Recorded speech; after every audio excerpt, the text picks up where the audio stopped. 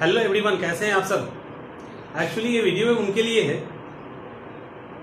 जो पढ़ना तो चाहते हैं लेकिन समझ में नहीं आता कि सिलेबस इतना बड़ा है, इतना वास्ट है, तो इसको कैसे खत्म करें। देखिए, पढ़ाई अलग अलग तरीके से की जाती है। हर स्टूडेंट का अपना अपना नेचर होता है, उस नेचर के अकॉर्डिंग वो पढ़ाई करते हैं। सवाल ये नहीं है कि सामने वाला जो पैटर्न फॉलो कर रहा है उसी को करें। सवाल ये भी नहीं कि सामने वाले ने जिस पैटर्न को फॉलो करके सक्सेस ले लिया वो आप पर भी सूट हो जाए और आप भी वो करके फॉलो कर लें। क्योंकि अगर ऐसा होता और इतना आसान होता तो उनके पैटर्न फॉलो जो उन्होंने किया है तो वो उनके भाई भी कर लेते, उनके बहुत क्लोज फ्रेंड भी कर लेते जो उनके साथ रह के तैयारी कर रहे होते और वो भी निकल जाते। तो ऐसा ना कोई पैटर्न है, कोई भी ऐसा तरीका नहीं है जो यूनिवर्सल है वो हर एक पे लागू होता है, पहली बात। लेकिन इसके बावजूद भी कुछ ऐसे तरीके जरूर हैं जो आपके पढ़ाई को आसान बनाते हैं, आपकी सफलता को आसान करते हैं। ऐसे तरीके हैं और ऐसे तरीके मैं यूज करता रहता हूं और करवाता रहता हूं और रिजल्ट भी आता है। तो ऐसे तरीके मैं आपके साथ डिस्कस करूंगा आज। देखिए, एक बहुत बार ये कोशिश बहुत सारे स्टूडेंट क्या करते हैं कि बुक्स लिया, मान लेते हैं लक्ष्मीकांत की किताब ले ली, राजीव बहिर की किताब ले ली, अब उसको लाइन बाय लाइन पढ़ना स्टार्ट किया, पहले पेज से आखिरी तक। नहीं भी मन कर रहा है पढ़ रहा है, क्वालिटी नहीं भी मन कर रहा है पढ़े जा रहे हैं। अरे नहीं पढ़ रहा है, नहीं मन कर रहा है, नहीं पढ़ेंगे। आप समझिए बात को, क्यों कह रहे हैं क्वालिटी। क्या आपने पेपर उठा लिया, आपको आज मन कर रहा है कि इलेक्शन कमीशन को पढ़ना है और आप है कहां पे, फंडामेंटल राइट पे। आप हैं फंडामेंटल राइट पे, इलेक्शन का कुछ न्यूज आ रहा है मार्केट में, आपको लग रहा है कि इलेक्शन कमीशन क्या है, एक बार पढ़ लेते हैं। किताब खोला, इंडेक्स देखा तो देखा कि अच्छा ये तो 70वें चैप्टर पे है या ये 50वें चैप्टर पे है, तो अभी कहां, अभी तो यहीं पे है। अच्छा ठीक है, क्यों करना है ऐसा। आज जो आपका इंटरेस्ट है वो ये शो कर रहा है कि आप अगर निर्वाचन आयोग यानी इलेक्शन कमीशन को पढ़ लेते हैं तो चूंकि आपका इंटरेस्ट है, आप पढ़ना चाहते हैं इसीलिए पढ़ रहे हैं, तो वो चीजें बहुत ही आसानी से आप कर लोगे। जो 2 घंटे में बाद में बोर होके पढ़ने आएंगे वो काम आप आधे घंटे में कर लेंगे। और ये आधा घंटा हो सकता है लाइफ में कभी नहीं भूलो, हो सकता है। आप कहोगे कैसे, क्योंकि आपका पूरा क्यूरियोसिटी था, आपका पूरा इंटरेस्ट था जानने का कि इलेक्शन कमीशन का क्या रोल है, इलेक्शन कमीशन के अंदर कैसे चुनाव होता है, क्या होता है, सब आपने उसको पढ़ लिया। लेकिन आपने रोक क्यों लिया, क्योंकि वो 50वां चैप्टर है, आप अभी 4थे चैप्टर पे, आपने रोक लिया। ऐसा नहीं। देखिए, कुछ एक सब्जेक्ट होता है, जैसे हम ये मान सकते हैं, जैसे कुछ एक सब्जेक्ट के अंदर में आप मेनली 2 पेपर को लेके चलेंगे, वो है economics and geography. Economics and geography के अंदर भी चीजें हैं, बट इकोनॉमिक्स एंड ज्योग्राफी के अंदर कुछ बेसिक टर्म्स क्लियर होनी चाहिए। इकोनॉमिक्स की बात करें तो जीडीपी, जीएनपी टाइप की चीजें, इकोनॉमी क्या होती है, इकोनॉमिकल डेवलपमेंट क्या होता है, और प्राइमरी सेक्टर क्या है, सेकेंडरी क्या है, इस तरह की चीजें, बेसिक जो चीजें वो इकोनॉमिक्स में क्लियर होना चाहिए। क्योंकि आगे जाके इन्फ्लेशन क्या होता है, आगे जाके जब उसका यूज किया जाएगा आप नहीं जानोगे तो फिर वहां दिक्कत है। तो वहां पे एक सीक्वेंस की जरूरत है कहीं ना, ठीक है। ज्योग्राफी की बात करें तो ज्योग्राफी में भी बेसिक चीजें कि ड्रेनेज सिस्टम क्या होता है, अर्थक्वेक क्या है, वोल्केनो क्या है, ये मतलब एक बेसिक समझ होना चाहिए। या जो पृथ्वी का लेयर है, सियाल, सीमा, नीफे, वो क्या होता है। जैसे यहीं पे देखो ना क्या बना है, एलुवियल कोन, एलुवियल फैन, तो ये क्या है, शंकु, जलोढ़ पंख। और इसी तरह से जो ये है, ये एक सीक्वेंस है, ये एक सीक्वेंस है। अब जब तक शंकु नहीं बनेगा जलोढ़ पंख नहीं होगा, नदी, विसर्ग, और फिर ये ऑक्सबो, लेक, ये एक सीक्वेंस है। अब इसको यहाँ पे सीक्वेंस में देखेंगे तो ज्यादा आसानी होगा, अदरवाइज। और इसके अंदर भी और जो सेक्टर है उसको आराम से कर लीजिए, शेयर बाजार का सेक्टर है, बैंकिंग है, ये सबको आप अलग कर सकते हैं। ज्योग्राफी में भी बहुत सारे ह्यूमन ज्योग्राफी है, इकोनॉमिकल ज्योग्राफी है, उसको आप अलग से कर लीजिए, उसको कहीं मिलाने की जरूरत नहीं। तो ये तो रही मेन ज्योग्राफी और इकोनॉमिक्स में आपको एक बेसिक पता होना चाहिए ताकि चीजें आगे समझ में आने में आसान हो। लेकिन ये फंडा हर जगह नहीं चलता, और ये फंडा अगर हर जगह चलाएंगे तो बोर हो जाएगा, पढ़ाई लेंदी हो जाएगी, समझ में आने में दिक्कत होगी। तो सवाल उठता है कि किया क्या जाए। आप ये भी कहेंगे फिर किया क्या जाए। देखो, आप लोग जैसे पढ़ रहे पढ़िए, कोई इशू नहीं। अगर आप में से जिसको भी लगता है कि कहीं ना कहीं दिक्कत हो रही है, लग रहा है इतना लंबा सिलेबस है कैसे पढ़े, लक्ष्मीकांत की इतनी मोटी किताब है, राजीव बहिर की इतनी मोटी किताब है, सर कहां से क्या करें, तो बेस क्या है ना, ऐसा करिए कि आपको जो चैप्टर अच्छा लगता है वो आपका पसंद है। जो चैप्टर अच्छा लगता है, आपको लगता है हिस्ट्री के अंदर मुझे असहयोग आंदोलन पढ़ना है, सविनय अवज्ञा आंदोलन पढ़ना है, भारत छोड़ो आंदोलन पढ़ना है, गांधी जी कैसे आए उसको देखना है, भारत का विभाजन कैसे हुआ उसको देखना है, 1857 को देख लेते हैं। आपको लगता है कि ये मोटे मोटे टॉपिक ही मुझे देखना। पॉलिटी के अंदर राष्ट्रपति का इलेक्शन कैसे होता है, ये संसद क्या होता है, बजट कैसे पास होता है, विधेयक यानी बिल क्या होता है, ठीक है, राष्ट्रपति का वीटो पावर क्या है, इलेक्शन कैसे होता है, मानवाधिकार आयोग क्या होता है। मतलब आप अलग से सवाल करो खुद से, आप खुद से सवाल कीजिए कि मानवाधिकार आयोग, ह्यूमन राइट कमीशन क्या होता है। तो चलिए आज ह्यूमन राइट कमीशन देख लेते। पॉलिटी नहीं पढ़ रहे हैं, ध्यान से समझिए, आप पॉलिटी नहीं पढ़ रहे हो, आप ह्यूमन राइट कमीशन पढ़ रहे हैं। आप पॉलिटी नहीं पढ़ रहे हैं, आप ध्यान से समझिए, आप पॉलिटी नहीं पढ़ रहे हैं, आप इलेक्शन कमीशन को पढ़ रहे हैं। नहीं पढ़ना पॉलिटी भाई, कहा। लेकिन एज ए ह्यूमन बीइंग और एज ए लिटरेट पर्सन, यानी हम शिक्षित आदमी इंसान हैं, एक जागरूक हैं, तो इस बहाने भी इलेक्शन कमीशन को कैसे फॉर्म किया जाता है, उसके क्या क्या काम है, ये जानना तो बनता है, ये जानना बनता है। तो अब पॉलिटी है इसीलिए पढ़ने की क्या जरूरत है, आप वैसे ही पढ़िए ना, आप वैसे इंटरेस्ट जगाइए।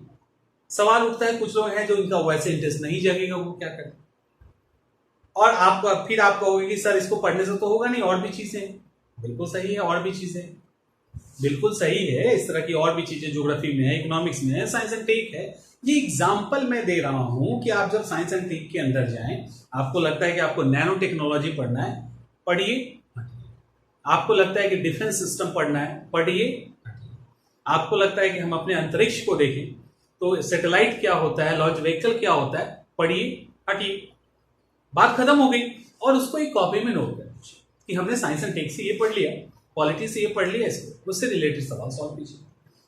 देखो अभी भी कोई भी जो स्टूडेंट होता है ना, जब वो पढ़ने जाता है, ध्यान से समझिए, कोई भी स्टूडेंट जब पढ़ने जाता है तो किसी भी चैप्टर को, किसी भी सब्जेक्ट को उठा लीजिए, समझिए, इसको समझते चलिए बात, क्योंकि नोट करने लिखने की बातें नहीं है। अगर ये आपके साथ हो रहा होगा, डेफिनेटली हो रहा होगा, अगर आप न्यू कमर हैं या पुराने भी हैं, तब भी होता क्या है, जब आप पढ़ रहे होते हैं, जब आप पढ़ रहे होते हैं तो उस बुक का मुश्किल से 10 to 15% हिस्सा आपको इतना इरिटेट कर देता है या आपके अंदर इस तरह की बेचैनी डाल देता है कि ये तो हो नहीं रहा भाई मुझसे।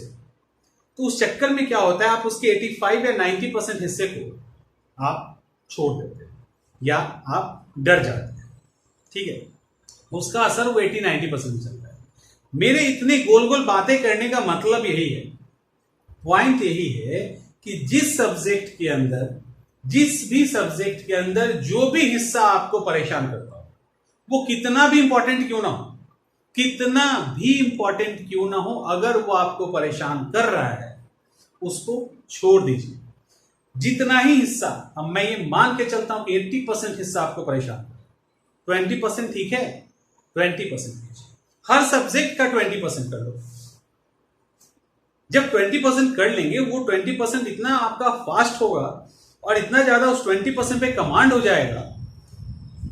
जाएगा कि आप उसके बाद अगर उसको उस पर्टिकुलर 20% को आपने पूरे इंटरेस्ट के साथ पढ़ा है, तो आगे का जो सब्जेक्ट, उसी सब्जेक्ट का आगे का जो चैप्टर्स होगा, वो भी आपके लिए धीरे धीरे स्मूथ हो जाएगा, वो भी आपके लिए धीरे धीरे आसान हो जाएगा। इस बात का आपको एहसास नहीं होगा। जो भी चैप्टर, ध्यान से समझिए, जो भी चैप्टर आपको परेशान कर रहा है उसको छोड़ दीजिए, बिल्कुल छोड़ दो।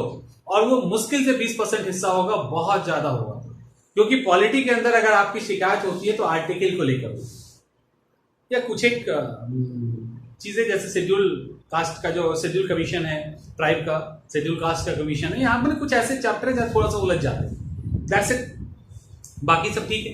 तो जो ठीक है उसको कर लेना, आर्टिकल नहीं याद करना, आर्टिकल नहीं याद करना। हिस्ट्री के अंदर भी डेट याद नहीं होता भाई, डेट नहीं याद होता, राइट, मैं मान लिया डेट आपको नहीं याद होता, कहानियां याद होती है ना, कि चंपारण सत्याग्रह में किस तरह से गांधी जी आए हैं, ये कहानी तो याद है ना, कहानी तो पढ़ लीजिए। कहानी पढ़ने में क्या दिक्कत है, कहानी में तो आपको अकबर बाबर नजर आएगा, और कहानी में ही सुभाष चंद्र बोस और राजेंद्र प्रसाद नजर आएंगे, बाकी तो डेट है। नहीं याद हो रहा है, छोड़ देंगे, हम छोड़ देंगे। उसी तरह से हर सब्जेक्ट में पढ़ेंगे, राइट, छोड़ दिया। जब छोड़ने के बाद जो हिस्सा जो आपके कमांड में है, आप उसको भी कमांड कर लेते हैं, तो दुनिया का ऐसा कोई भी एग्जामिनेशन नहीं है जो आप क्रैक नहीं कर सकते। यानी बिना परेशानी के आप एग्जाम क्रैक कर सकते हैं। ये रहा एक पक्ष, ये अभी तक का एक एपिसोड था। दूसरा एपिसोड क्या है? दूसरा एपिसोड है कि आप लोग अब दूसरी तरफ चलते हैं। किसी का साइंस बहुत अच्छा होता है, किसी का आर्ट्स बहुत अच्छा होता है, कोई साइंस में बहुत बेहतर है, कोई आर्ट्स में बहुत बेहतर है। On an average including current affairs को अगर मिला लिया जाए तो जिनका भी साइंस अच्छा है, physics, chemistry, bio, science and tech plus current affairs, अब डेफिनेटली साइंस जिनका अच्छा है वो अपने साइंस को इतना अच्छा कर लें कि साइंस से एटलीस्ट क्वेश्चन ना छूटे, एक दो छूटे, उससे ज्यादा ना छूटे। करंट अफेयर्स इंक्लूड कर लिया। पॉलिटी जहां तक मैं समझता हूं सबको समझ में आ जाता है, कोई शिकायत पॉलिटी से नहीं करता आर्टिकल को छोड़ के, पॉलिटी पढ़ लिया आपने। साइंस वाले का अक्सर हाँ ज्योग्राफी ठीक होता है, उनका हिस्ट्री बड़ा ही उनको डर लगता है, हिस्ट्री से डर लगता है। ज्योग्राफी ठीक होता है, बहुत लोगों का इकोनॉमिक्स भी ठीक होता है। मैं ये मान के चलता हूं आपका साइंस बैकग्राउंड है, आपने साइंस को बहुत स्ट्रांग कर लिया, साथ में करंट अफेयर्स ऐड कर लिया, पॉलिटी ऐड कर लिया। अब चूंकि आपने इसको इतना सीरियसली पढ़ा है तो पढ़ तो थोड़ा थोड़ा सबको लोगे, इतना पढ़ लिया और इसको स्ट्रांग कर लिया, इतने को आप इसमें से आप 2-3 क्वेश्चन से ज्यादा जाने नहीं दोगे बाहर, तब आप बताइए कि बाकी जो रिस्ट रहे उसके अंदर अगर 5-10 भी सही कर लेते हैं, दुनिया का ऐसा कौन सा एग्जाम है जिसको क्वालिफाई नहीं कर पाओगे? ये बताओ, कोई पेपर ऐसा नहीं जो क्वालिफाई आप नहीं कर पाएंगे। ठीक उसी तरह से जो आर्ट्स बैकग्राउंड के हैं, हिस्ट्री जिनका है, polity, economics, geography, current affairs, इसको आप कर लीजिए। और इतना करेंगे तो थोड़ा बहुत साइंस तो पढ़ोगे ही। और अगर साइंस के भी थोड़ा बहुत सवाल सही कर लेते हैं, क्या आपको लगता है एग्जाम नहीं निकलेगा? एक्चुअली एग्जाम जो है ना सिर्फ पढ़ने से निकलता, तो 12 घंटे के बजाय 16 घंटा पढ़ लेते, एग्जाम निकल जाता। एग्जाम पढ़ने के साथ साथ स्ट्रैटेजी से भी निकलता है। सिर्फ पढ़ना ही मायने नहीं रखता है, पढ़ने के साथ साथ आपकी जो प्लानिंग है वो भी मायने रखती है। तो फंस कहाँ से आप जाते हो? फंस आप वहां जाते हो कि जिस सब्जेक्ट के अंदर जो आपको नहीं आता है उसको लेके टेंशन ले रहे होते हैं। जिस पेपर में आपको लगता है हम कर लेंगे, ये नहीं है, कर लेंगे। दूसरे तरफ साइंस हमको नहीं आता, साइंस वाले कहेंगे साइंस तो आता है, हिस्ट्री नहीं आता, पास कैसे करेंगे? अरे भाई नहीं आता, छोड़ दो। जो आता है उसको तो 2 महीने 3 महीने तैयारी के बाद बोलो कि हाँ ये अब हो गया, ये मेरा डन, मैंने कर लिया। जो मुझे नहीं आता था उसको मैंने नहीं छुआ, जो जो चीज मुझे आती थी मैंने डन कर दिया, मैंने उसको पूरी तरह से तैयार कर लिया। अब उसमें मुझे कहीं से भी कोई दिक्कत नहीं है। ये आप एक बार तो कहिए। और जब आप ये एक बार कहेंगे, समझिए ध्यान से, जब ये एक बार आप कहेंगे कि अब हो गया, मैं रेडी हूं, मैंने प्रीवियस पेपर भी सॉल्व कर लिया, आंसर भी लिख लिया, सब कर लिया, तो बैठ के क्या करोगे? रिवीजन करोगे। कितनी देर करोगे? 3 घंटे करोगे। और बाकी का जो टाइम होगा क्या करोगे? जो नहीं आता होगा वही पढ़ोगे। ये बताइए। तो उस नहीं आने के चक्कर में, उस नहीं समझ आने वाले चैप्टर के चक्कर में, जो समझ में आ रहा होता है उसको भी आप लॉस कर देते हैं, उसको भी आप खो देते हैं। तो ये गलती नहीं कीजिए। आप इस तरह की 2 स्ट्रैटेजी फॉलो कीजिए। पहला, जिस सब्जेक्ट में आपको जो आ रहा है, जितना आ रहा है, इंटरेस्ट के साथ, जितने इंटरेस्ट है उतना ही पढ़िए। और उतना जब आप पूरा कर लीजिए जहां जहां से करना है, तब कहिए कि भाई इतना हो गया पेटीएम मेंस के लेवल पे, अब बैठ गया मैं, अब मेरा हो गया, मैं बैठ गया हूं। थोड़ा थोड़ा देख लेते हैं जो जो नहीं आता है। दूसरा, जिस सब्जेक्ट पे आपको लगता है इंटरेस्ट है उस तरह के सब्जेक्ट को पूरा कर लीजिए। जिस पेपर में ही इंटरेस्ट नहीं छोड़ दीजिए। और आप जब तैयार कर लीजिएगा तब बोलिएगा ठीक है अब मेरे इंटरेस्ट का जो भी था सब मैंने पढ़ लिया, पूरी तरह से तैयार कर लिया। अब थोड़ा थोड़ा करके देख लेते हैं, उधर भी बैठे बैठे क्या करना है। इस स्टेज में आने के जब आओगे, इस स्टेज में तब आओगे जब आपकी स्ट्रैटेजी परफेक्ट हो।